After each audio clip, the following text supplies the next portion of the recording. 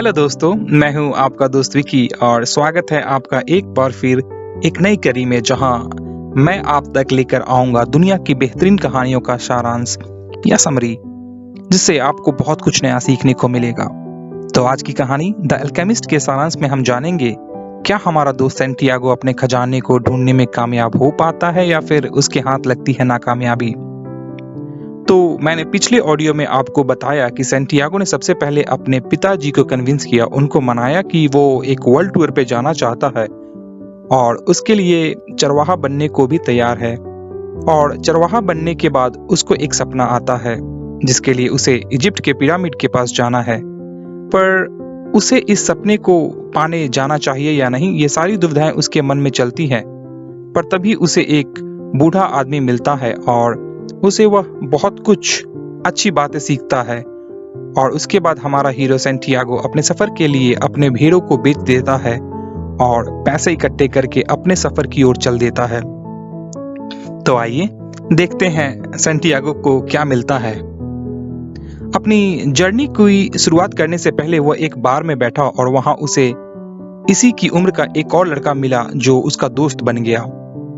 Santiago ने उसे अपने टूर गाइड बनाने की बात कही जिससे कि वो अपने सपनों के शहर इजिप्ट जल्द से जल्द पहुंच जाए।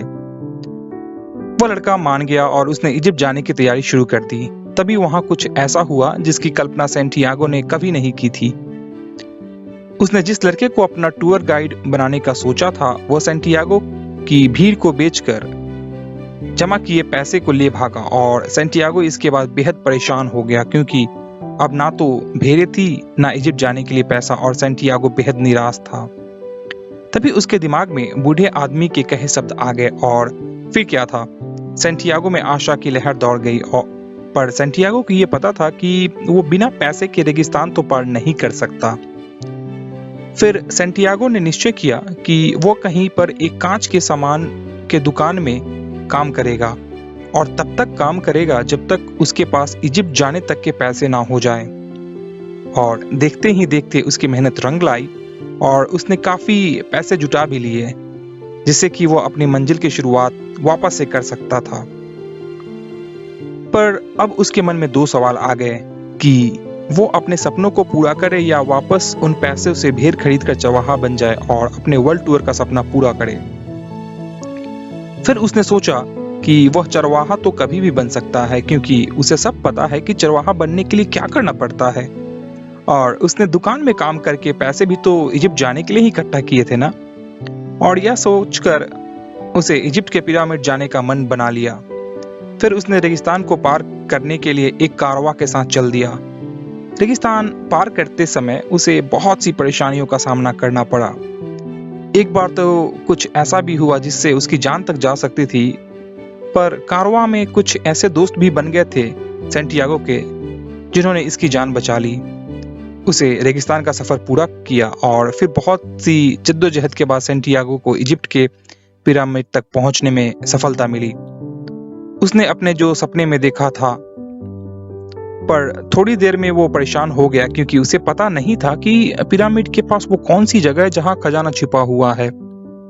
पर तभी उसके साथ कुछ ऐसा हुआ जो था इसका बीटल, और इसका बीटल को इजिप्ट में भगवान का प्रतीक माना जाता है। तो उसे लगा कि शायद खजाना यहीं दबा हुआ है और फिर सैंटियागो ने वहां खोदना शुरू किया। कुछ देर बाद खोदने के उसे कुछ हाथ नहीं लगा, मगर हाँ, वहां दो लोग आए जिनको लगा कि सैंटियागो वहां कुछ अनमोल चीज छिपा रहा है।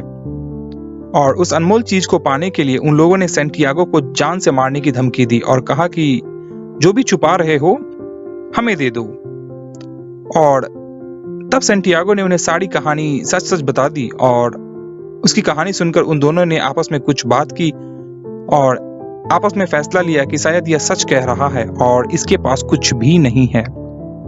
और उन दोनों ने वहां से जाने का फैसला किया। पर जाते जाते उनमें से एक ने सैंटियागो को एक बात कही जिसे सुनकर सैंटियागो भी काफी खुश हुआ। उसने कहा कि कोई तेरे जैसा बेवकूफ कैसे हो सकता है जो अपना पूरा पैसा और अपनी मेहनत को बर्बाद करके एक सपने के लिए इतनी दूर आ जाए। तो ऐसी बेवकूफी दोबारा मत करना ठीक इसी जगह मुझे भी 2 बार एक ही सपना आया था कि स्पेन के टूटी फूटी चर्च में वहां पर एक बड़ा पेड़ है और उस पेड़ के नीचे खजाना छुपा हुआ है। पर मैं तेरी तरह बेवकूफ नहीं था जो इतना भयानक रेगिस्तान पर पार करके वहां जाता, वो भी सपने में दिखे खजाने के लिए। और यह सुनकर सैंटियागो समझ गया कि उसका खजाना कहाँ है। अब चलते हैं अपने चौथे चैप्टर पर, जो है Santiago found his hidden treasure and dreams.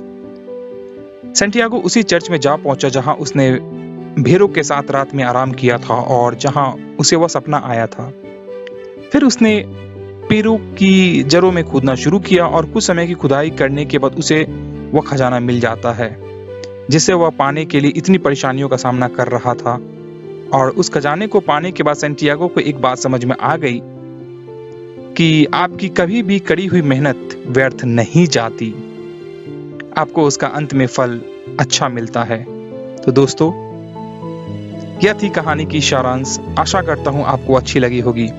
हमें कमेंट बॉक्स में लिखकर जरूर बताएं कि आपको कहानी कैसी लगी, अच्छी लगी या बुरी लगी। और अगर अच्छी लगी तो अपने दोस्तों के साथ जरूर शेयर भी करें।